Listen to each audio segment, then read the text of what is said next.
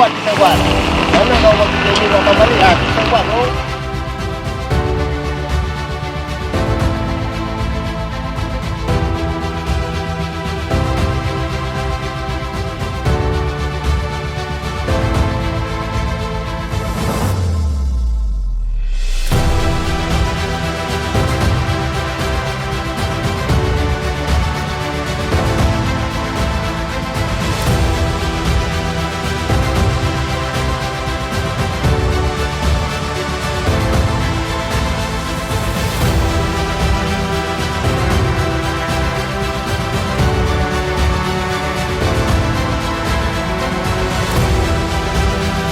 Aktiviti santai yang memerlukan tahap kesabaran tinggi ini dan juga tahap kreativiti yang tinggi dalam mendirikan kemah dengan tata hias tersendiri boleh menjadi elemen kepada pengukuhan sistem kekeluargaan. Bermula Jumaat hingga Ahad, satu program perkemahan Bidalido Camping Meet 3.0 dianjur oleh komuniti Bidalido Camping Malaysia bertempat di tapak perkemahan Mayangsari, Port Dickson. Hampir 100 kemah didirikan dengan penyertaan lebih 300 peserta termasuk yang berkeluarga dengan anak kecil. Pengalaman camping lebih kurang dalam 5-6 tahun juga. So pada peringkat asalnya kita just macam nak camping santai-santai bersama family je. Tak fikir pun untuk tubuhkan satu komuniti tau.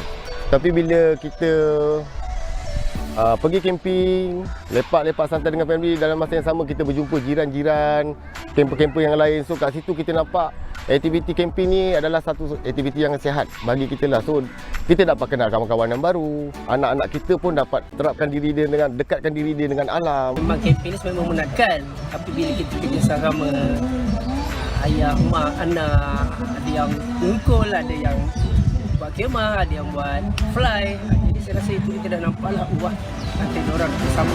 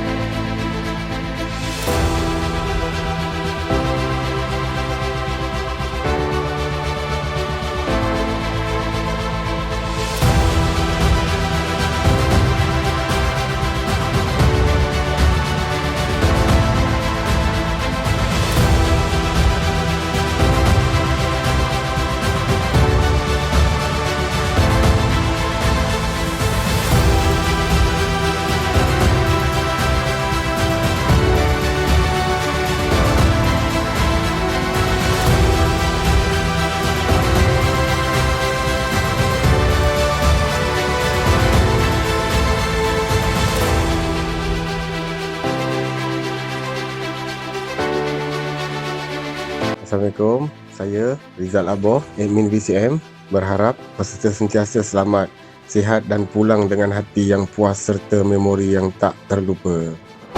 Terima kasih semua.